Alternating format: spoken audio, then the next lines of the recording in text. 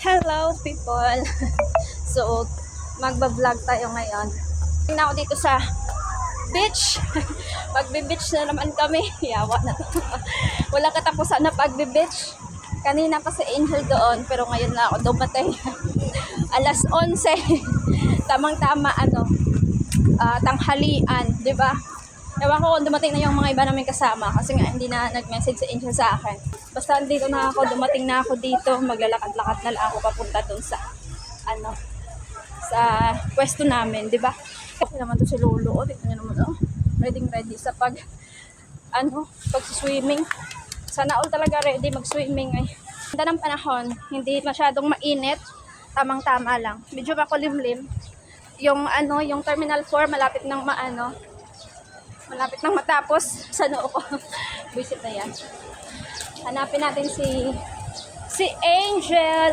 Pag sinabi mong maaga kay Angel, hindi na siya natutulog. Pagkalabas ng araw, andito na yun si Angel. Diba ang ganda dito? So, may mga dito lang. Merong mga tent. Yung iba baka dito na natulog.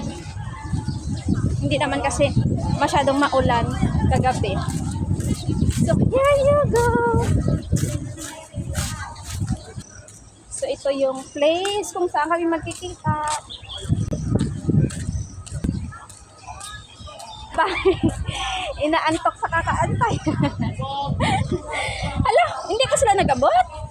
Habang nag-aantay kami sa mga kaibigan namin, so sabi ni Angel walang uling, kailangan pang bumili ng uling. So nagbus kami papunta dito sa Kaibo kasi nga medyo malayo pa siya kung lalakarin at medyo mainit din naman ang simoy ng hangin.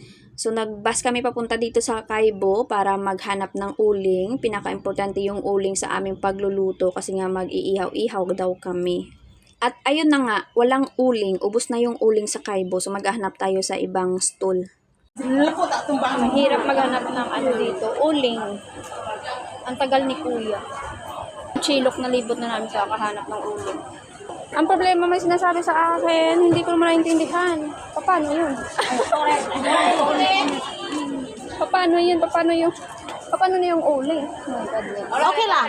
Bye. Para lang akong tanga dito nag-aantay ng uling kung kailan darating. Kung darating pa ba o hindi. Baka galing pang Pilipinas ang uling. After century, dumating ang uling. Mahirap naman talaga makipag-usap kapag mayroong language barrier mga day. So, ito na yung uling namin. $35 ang mahal naman talaga. At saka yung bag ay may lamang kanin namin. At saka kung ano ng mga groceries na pinamili namin doon. Inaantay ko na lang si Angel para bumalik kami sa aming pwesto. Fast forward na, wala nang travel video, dumating na kami at nagpa-apoy na din sila yung mga kasamahan namin at na-prepare na din nila yung mga dala nilang mga karni, isda at kung ano-ano pa at ako pa video-video na lang muna kasi nga madami na din naman silang gumagawa. For the tulong-tulong din naman tayo sa pag-iihaw. Nakakahiya din naman na tutungangalan tayo habang ako ay kumakain. Nagugutom na talaga ako niyan ay kasi mag 2:00 na ata, hindi pa kami nagtanghalian. Kumakain na ako ng Nova dyan mga day. Kasi nga hindi ko na talaga mapigil yung gutom ko. Alam mo yung nagugutom ka, nanginginig ka na hindi mo alam kung anong gagawin mo. Pero wala kang choice, kailangan mo mag-antay kasi nga hindi naman tayo pwedeng mag-demand. At ito na nga yung table namin. Tapos na yung pagluluto, yung pag-ihaw. Ang ganda ng pagka-arrange ng table. Magbo-boodle fight kami mga day. Kasi nga minsan lang naman itong mangyari. Nakaka-excite kumain, di ba?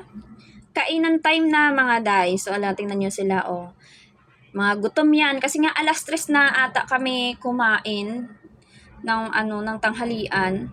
Tapos yung gutom ko, alam niyo yung gusto mong kumain sana ng madami kasi nga masasarap yung mga pagkain na kahain sa mesa.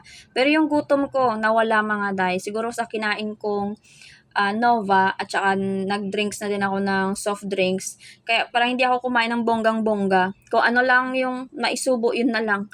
Kasi nga wala ka ng gana. O ayun na, 'di ba? Ang sarap sana kumain ng marami.